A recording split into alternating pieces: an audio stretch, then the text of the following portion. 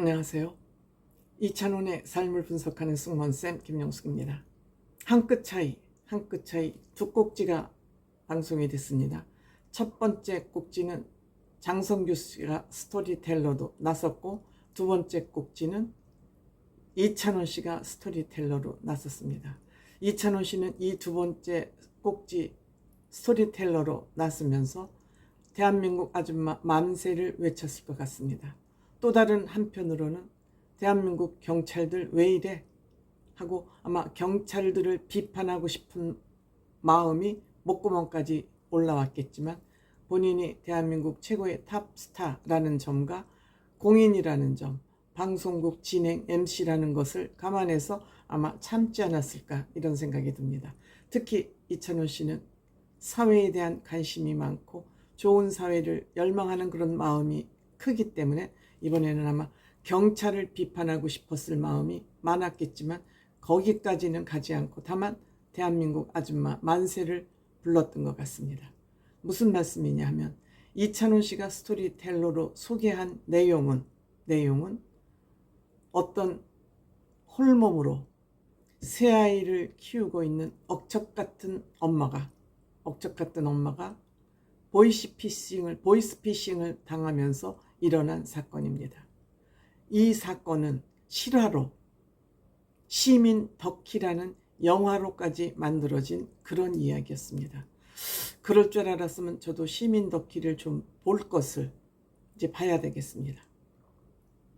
늦었지만 시민 덕희를 좀 봐야지 되겠습니다. 이 얘기는 홀로 아이를 키우니까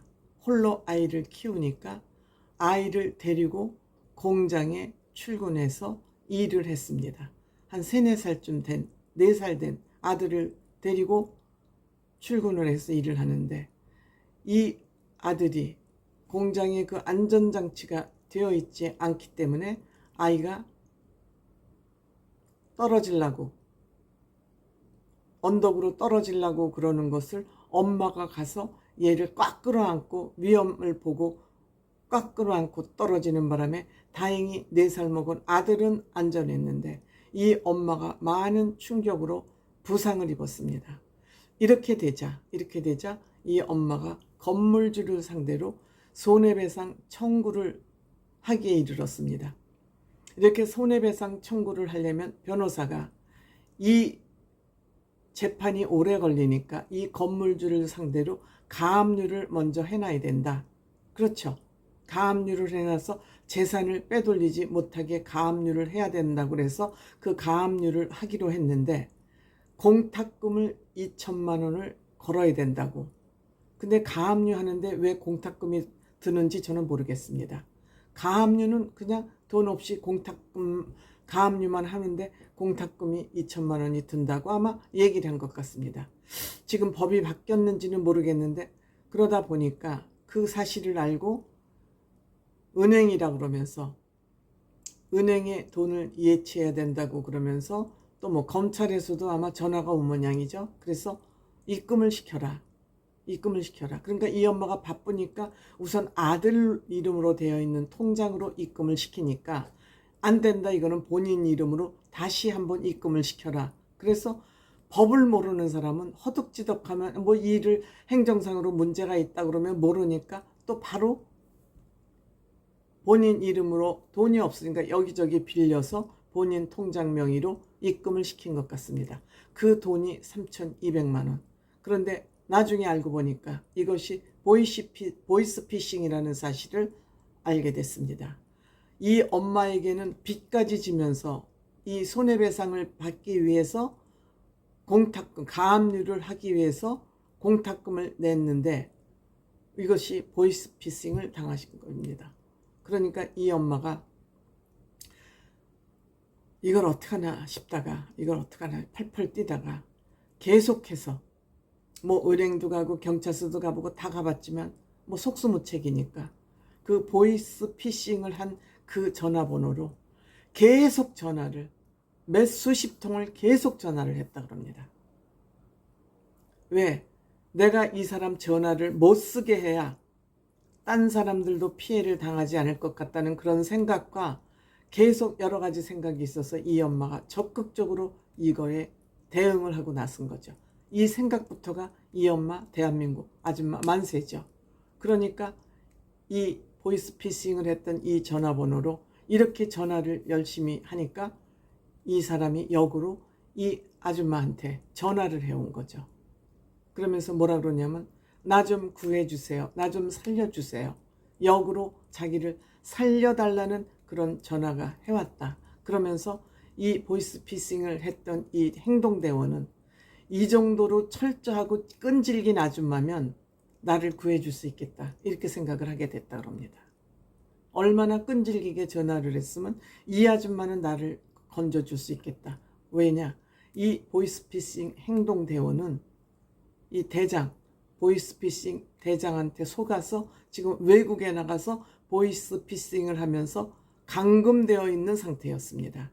그러니까 이 아줌마 같이 이렇게 악착 같고 철저한 사람이면 나를 구해줄 수 있다. 이런 집념을 가지면 나를 구해줄 수 있다고 생각이 들어서 나를 구해달라. 그러면서 나의 총책이 한국에 들어간다. 명절에 한국에 들어간다. 그러니까 이 보이스피싱 총책을 잡도록 경찰하고 협조를 해라. 이렇게 해서 이 아줌마가 경찰을 찾아가서 이 보이스피싱 총책이 서울에 들어온다 그런다. 그러니까 이걸 잡아달라고 그래서 경찰서에 가서 이 정보를 주는데도 뭐 이 정보 해와라 저 정보 해와라. 또 이 사람도 이 보이스피싱 담당자 행동대원을 믿을 수 없으니까 사무실 도장 사진 찍어 보내라. 뭐 네 얼굴 사진 찍어 보내라. 그 정보를 다 보내라 그러니까 이 원하는 대로 이 정보를 다 이 보이스피싱 행동대원이 보내준 겁니다.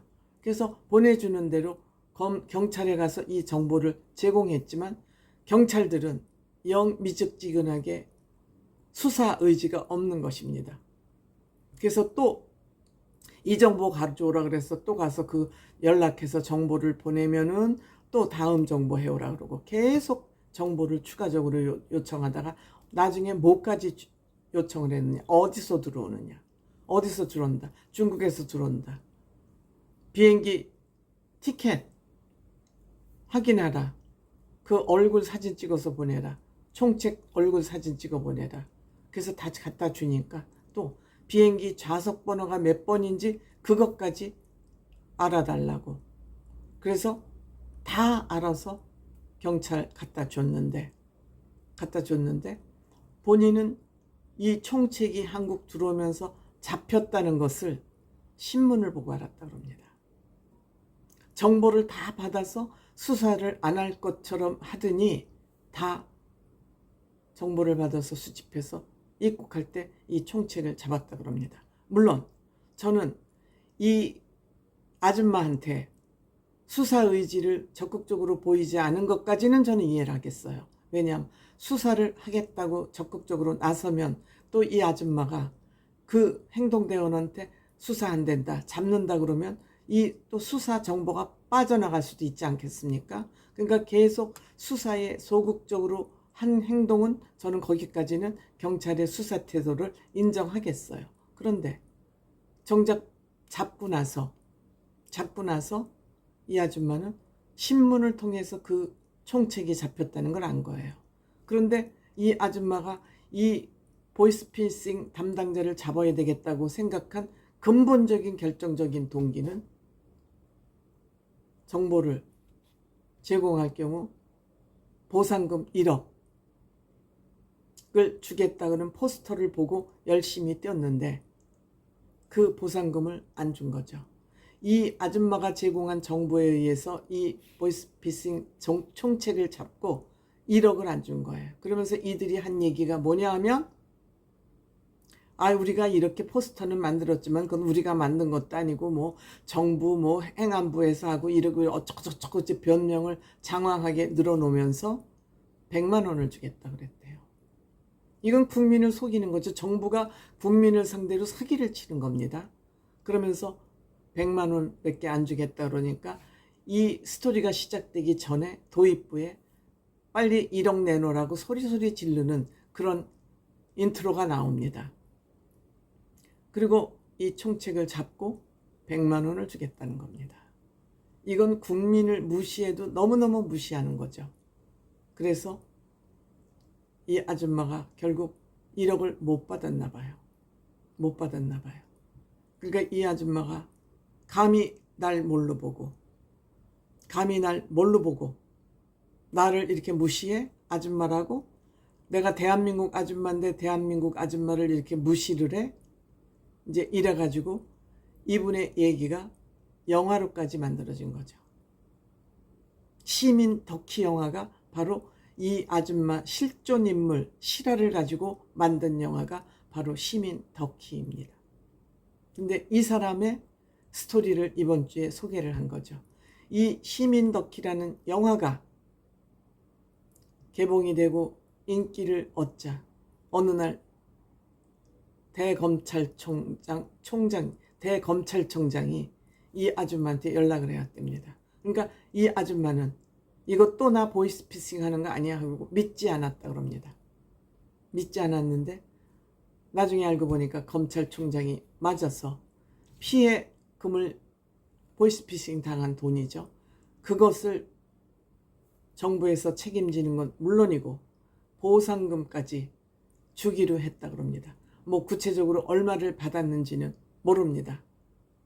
근데 아줌마가 감히 날 이렇게 무시해? 내 돈을 털어갔어? 내 이 금쪽 같은 돈을 빚까지 진 건데 털어갔어? 너 가만히 안 둬. 그리고 막 이 보이스피싱 이 전화를 걸면은 받으면은 있는 욕 없는 욕 대한민국에 생긴 욕은 다 했다 그럽니다. 그러니까 그 마음 자세를 보면서 보이스피싱 행동대원이 이 아줌마는 나를 구해줄 수 있을 것 같다. 대단한 아줌마라고 믿게 됐고 그 믿게 되면서 정보를 제공해서 결국 보이스피싱 총책을 검거하게 된 것이죠. 대한민국의 아줌마 마음만 먹으면 이렇게 대단합니다. 대한민국 아줌마 무서울 것 없습니다. 이분의 자존감은 하늘을 찌르겠죠. 뭐든지 내 문제는 내가 해결한다. 의지하지 않는다. 나약한 마음 먹지 않는다. 이렇게 존재감, 즉 이 자기 자존감은 나를 사랑하는 마음부터 나옵니다. 내가 얼마나 소중한 존재인데 내가 왜 이렇게 당하고 살아? 내가 비록 당했지만 내가 저지른 이 문제는 내가 해결할 거야. 이게 자존감이죠. 한국의 어머니들은 물론 의존적인 아줌마들도 많지만 자존감이 강한 사람은 대단합니다. 저는 대한민국의 아줌마 이 자존감을 믿고 대한민국의 아줌마가 변할 수 있다는 저는 그런 희망을 버리지 않고 있습니다. 아마 이찬원 씨 이 두 번째 에피소드 이 보이스피싱 아줌마를 보면서 굉장히 만족해하고 기뻐하는 그런 모습을 저는 엿볼 수 있었습니다. 대한민국 아줌마 만세입니다.